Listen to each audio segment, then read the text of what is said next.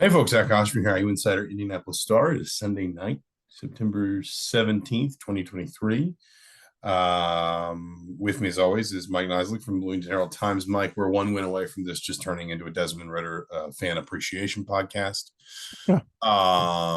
Hey man, it's been a rough 5 years or possibly a rough 50. But Indiana fans wouldn't have had as much fun on Saturday as I think I had on Sunday watching the Falcons beat the Packers. Hoosiers fall 21-14 to Louisville, and that's primarily what we'll talk about tonight.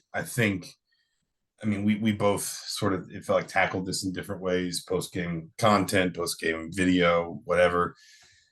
You know, a little bit like Ohio State. There's some bad you got to fix. There's some stuff you feel good about, but if you're Indiana, there's also kind of just this element of, at some point, especially in these games, you got to start putting results on the board, and you can't just keep coming out of them thinking, well, this is encouraging and this is encouraging, and the next time we get one of these kinds of opponents, we'll be better for it.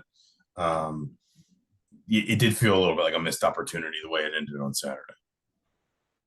Yeah, I mean it was all teed up for them. I mean, really, Taven Jackson said it kind of best that, he just, and it looked, momentarily like it did. Replay showed his knee down at the couple inch line, and you just kind of, woulda, shoulda, coulda after that, in terms of, that the game didn't end there. They had the fourth down. They had 3 third downs, I think, on that last drive to stop them, and they allowed 3 first downs. It didn't get the ball back. So you have some obviously more historical perspective on, where this ranks in terms of, disappointing losses, but has to be in terms of, they could have beat a pretty decent Louisville team, got sort of hadn't had a Power 5 win in non-conference since, I think, 18. Really could have used that here to set up the schedule. Now, the difficulty level increases, even though they've played through 3 games. I think fans have to be happy with how they've played, but you're looking at the 1 and 2 results as being disappointing, I think.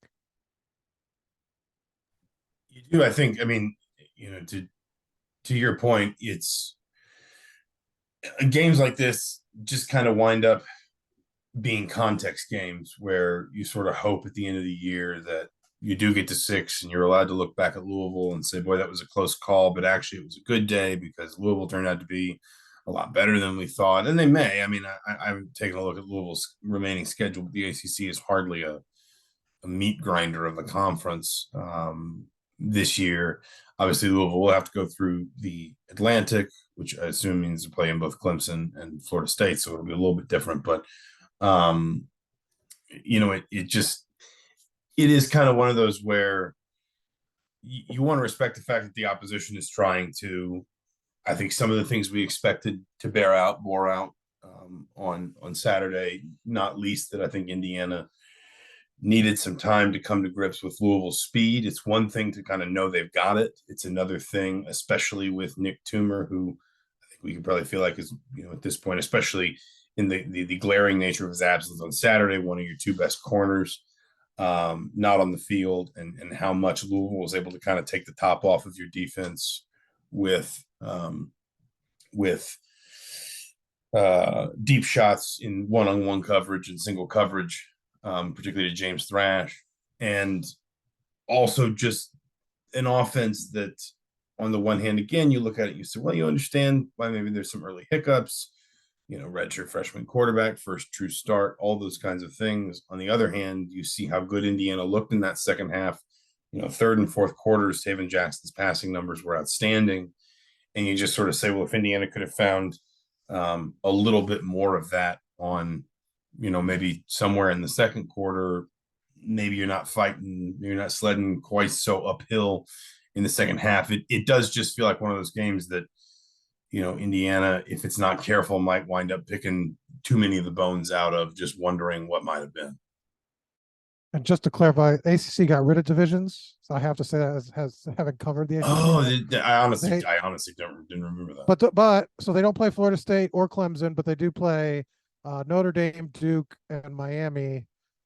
So they'll get measured, and then Kentucky obviously last. So we'll see they could have some decent wins there if they get through that. So we'll see how good Louisville is in the coming weeks. But in terms of Indiana, That's a team, that now I think what we've seen, if they play in they can play, they play like they did in that second half for 60 minutes against the likes of Illinois, Rutgers, Purdue, Michigan State. I mean, you feel like those are games that are winnable. It's just, Tom Allen, I guess this problem has gone back. I don't know. I don't remember what the exact number he said, how many one possession games they've lost kind of going back here now the last 2 years.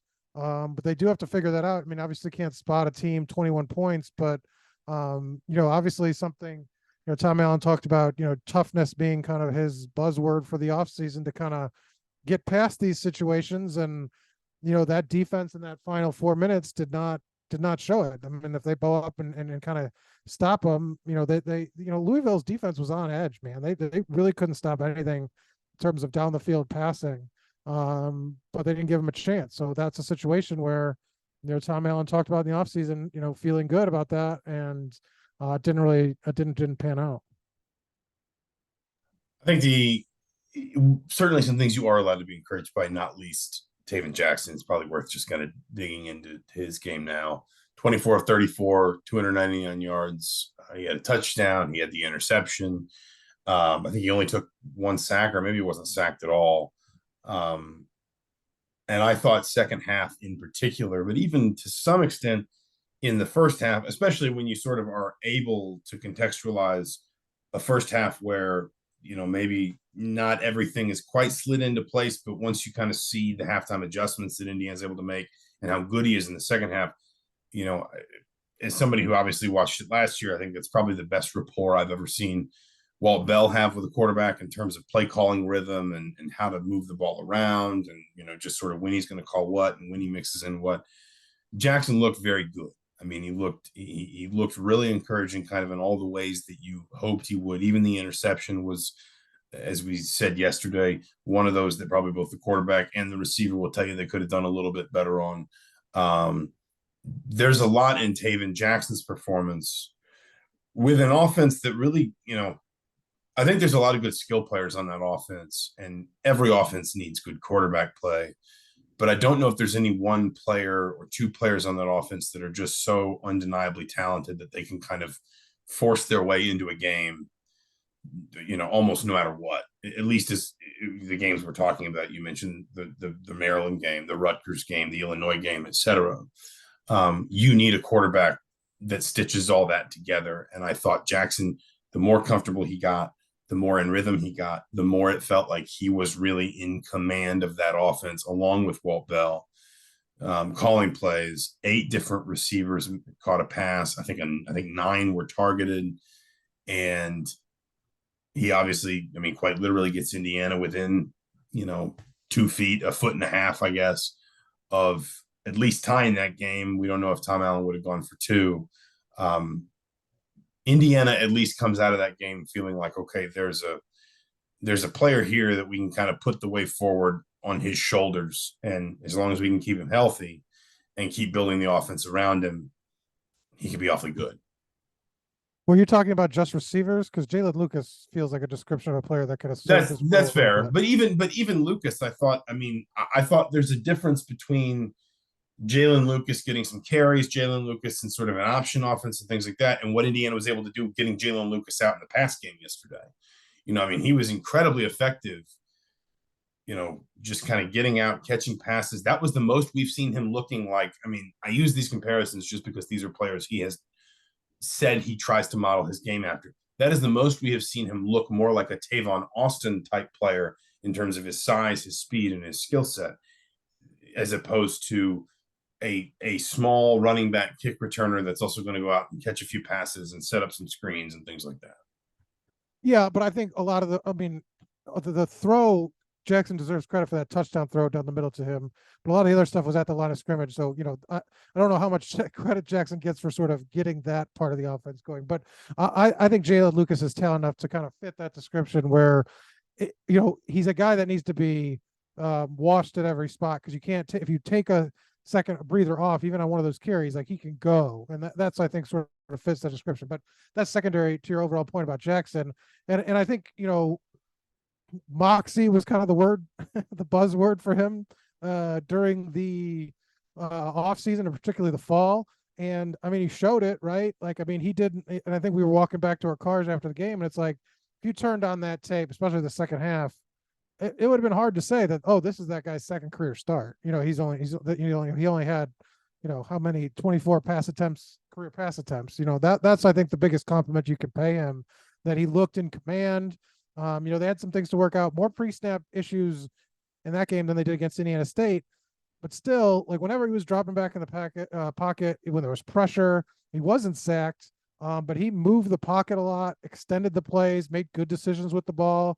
I mean, obviously had the interception, but I mean, there wasn't a ton of bad throws. I mean, two maybe, and that was it. And so you kind of look at his day, and the numbers were there, and everything set up there well, other than the win.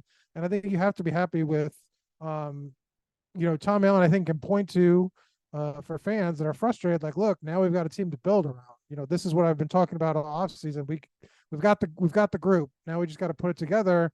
And now getting Jackson in the more experience, and maybe avoid those slow starts in the coming week, because this is only, that was his first game proof of concept really as the whole game. Those first two games don't really count. So it's a good building block, but obviously you can't erase 6 years of trying to get to this point. So fans are obviously looking for urgency.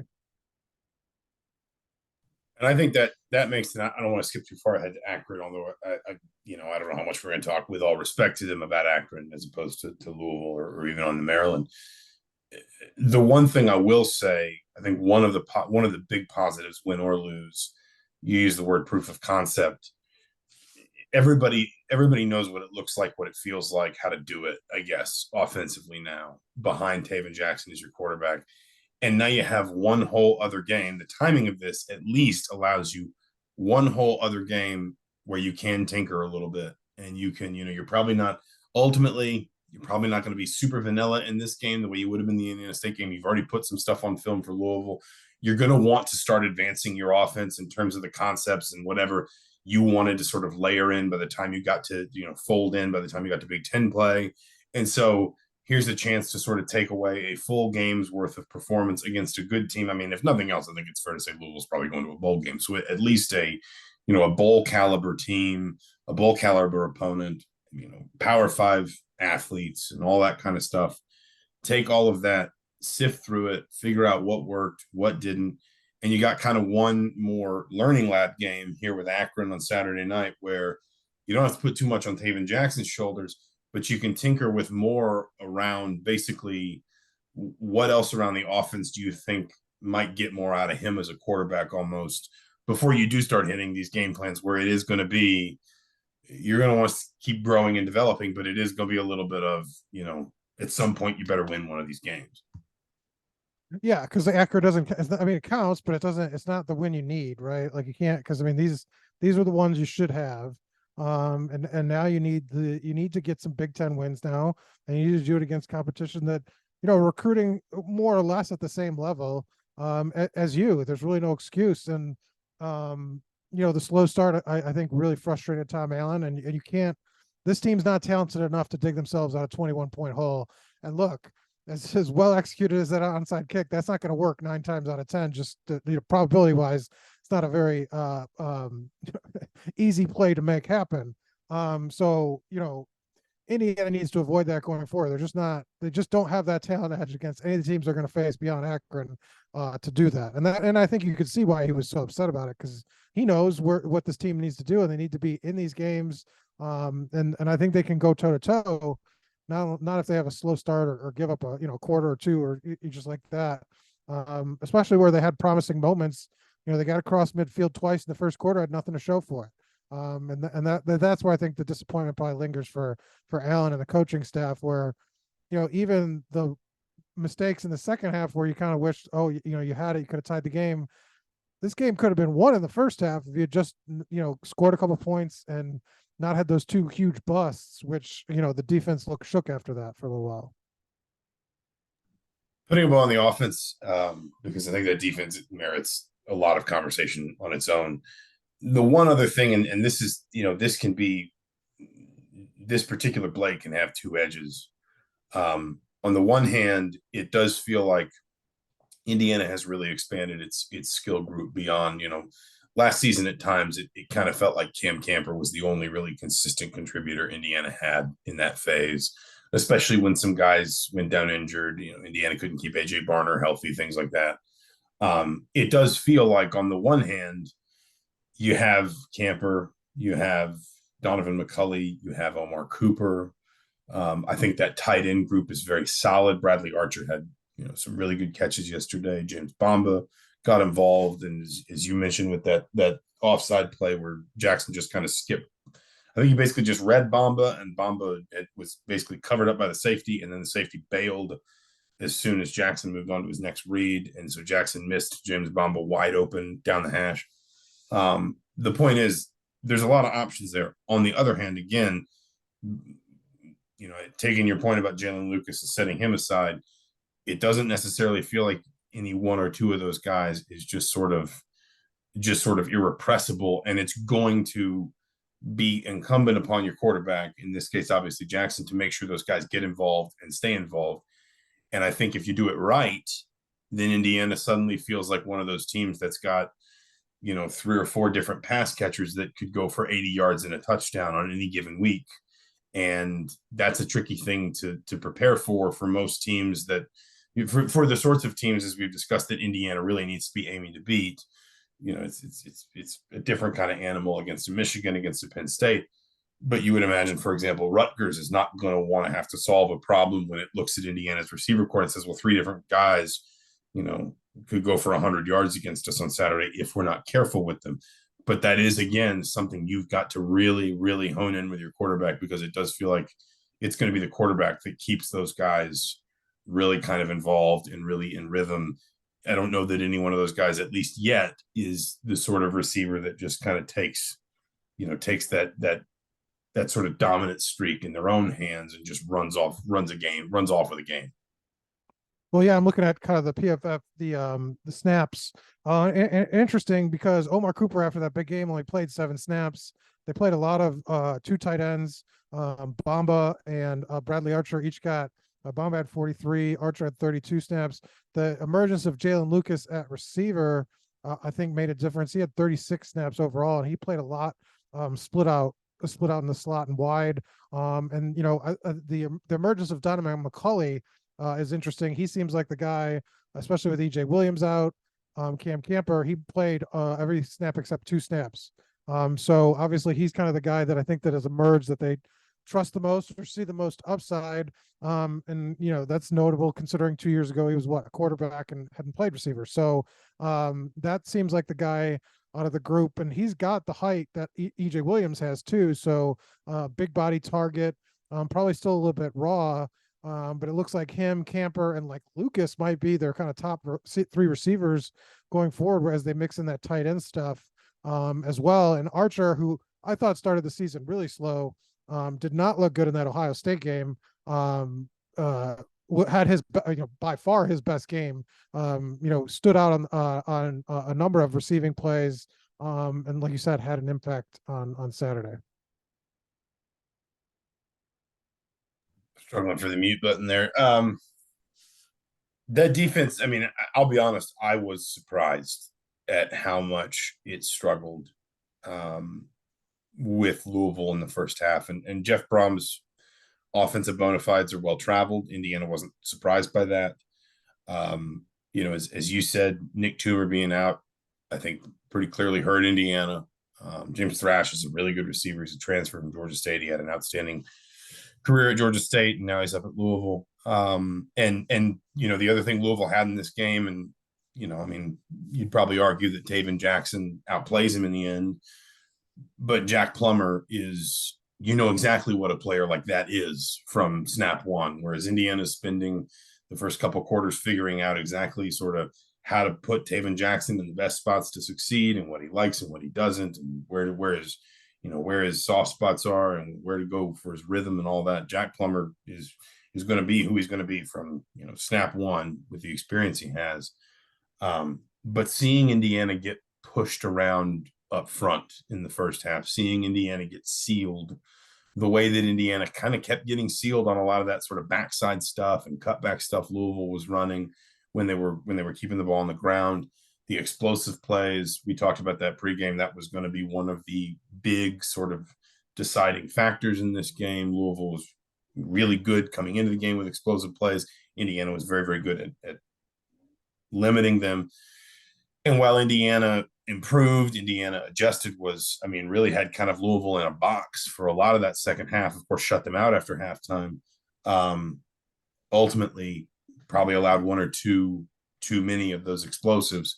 It was just kind of surprising for a defense that had never really looked quite so much like it was chasing an offense, I guess, metaphorically speaking.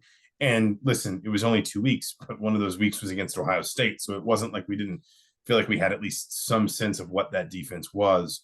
And I suspect that unit, those coaches, those players will have walked into meetings on Sunday, pretty frustrated and pretty sort of disappointed in the way they played on Saturday. Well, I think they'll be disappointed too. They had Pro Football Focus, not to focus too much on what they had, but they had them at 21 quarterback pressures. And it didn't feel, especially the second half, they were getting Jake Plummer out of the pocket and only came away, I think the book said 2 sacks. And so you only get him down twice. He's not the most mobile or quick-footed of quarterbacks. I think they'll be disappointed that they weren't able to get him down more, especially with the upgrades they made up front. They made changes at halftime to get pressure up the middle, but still, he kept kind of eluding that sack, that negative play. And I think a couple more negative plays probably swings this thing, where they had the one interception, but even still, I think they just couldn't get Louisville, the run game, they bottled up more, but never really behind the line of scrimmage. And I think that's where Louisville kind of won the day. They were always moving forward.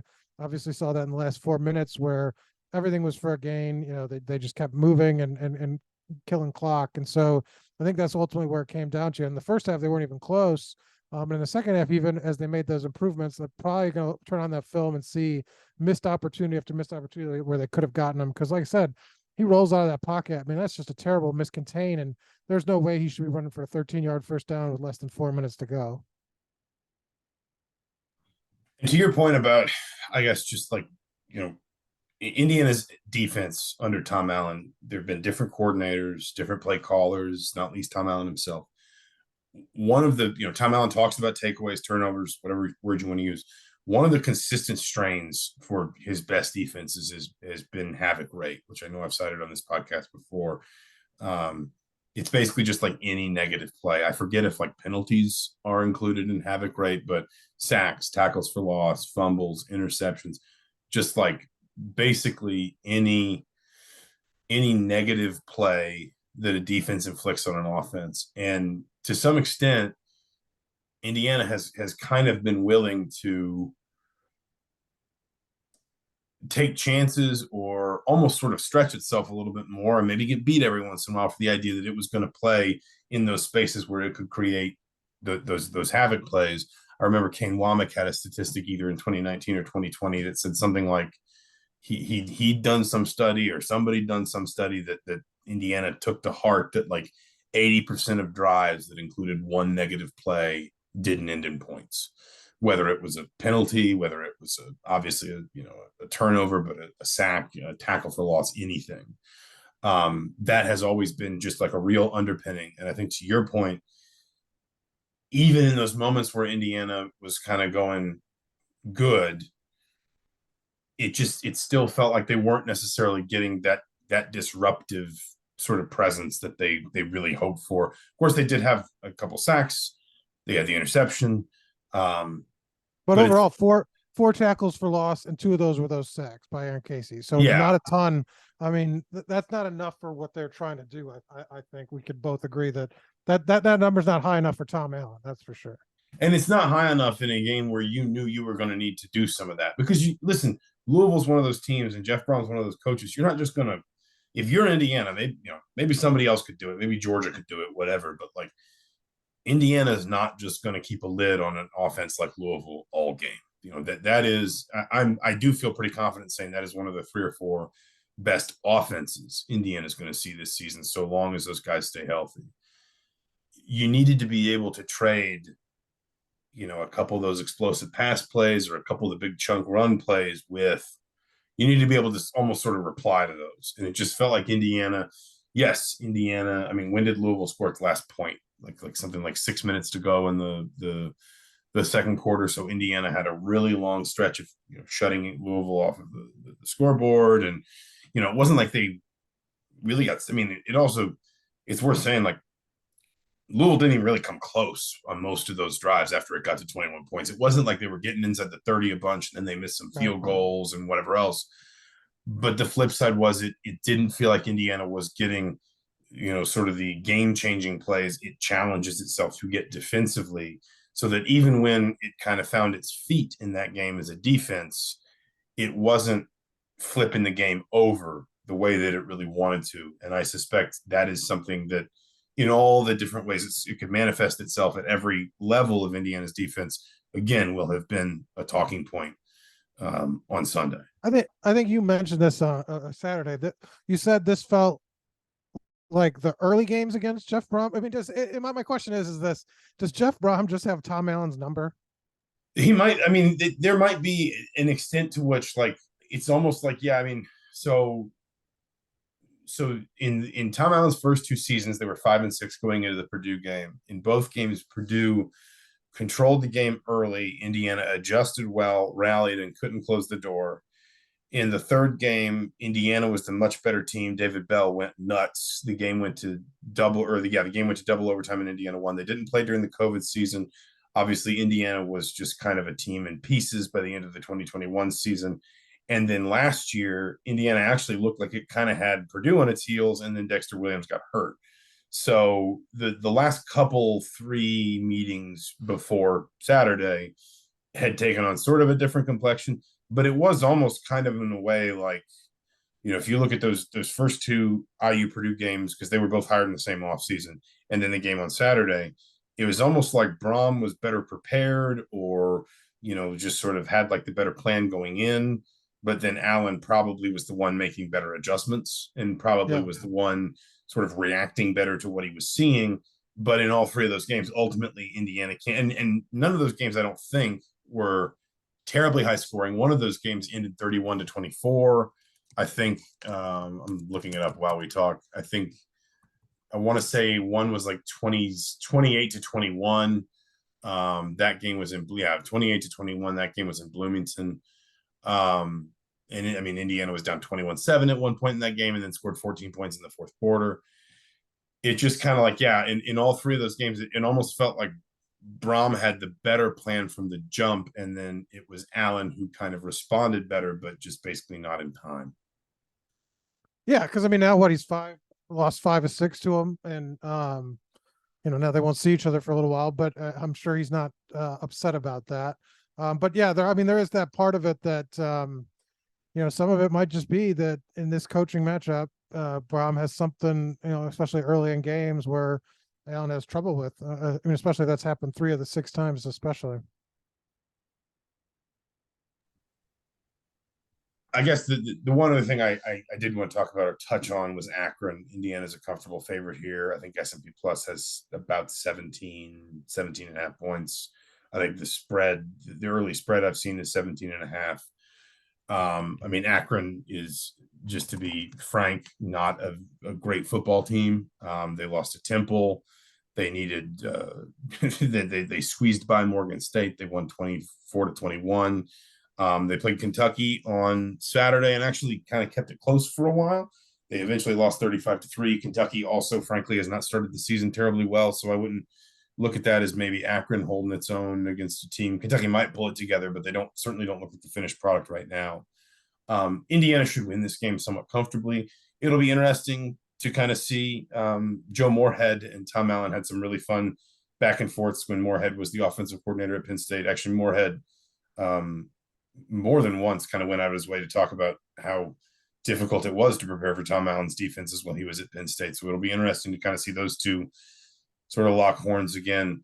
But this does feel like a game where if you're Indiana, as much as you ever sort of want to put too much on these, too much stake or whatever on games like this, Indiana probably needs to cover in this game. And I think Indiana needs to use this game as a way to, again, just sort of any last questions Indiana might have about itself, any more tinkering or experimenting anybody wants to do, get it out of your system in this game. I think it's a big game for the coaching staff, for the offensive coaching staff to, again, really evaluate and continue to build around Taven Jackson.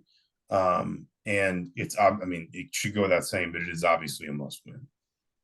Yeah, and I think they should rest some guys, to be honest. I know you don't overlook some things, but if Matthew Bedford's banged up, set him out for a week, get him ready.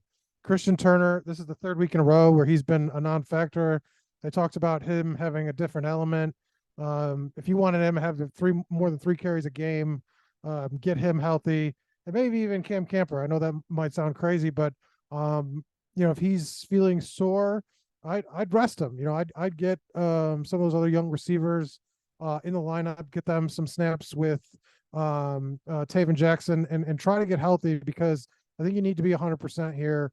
And the offensive line, Max Longman got knocked out of that game. Bedford came in, but if you lose Bedford and Longman's out, then you're in your 8th guy. So that could be a real challenge for this team that tried to build depth on the offensive line, but doesn't want to go down. Two of their more experienced guys. Longman had experience kind of coming in as transfer.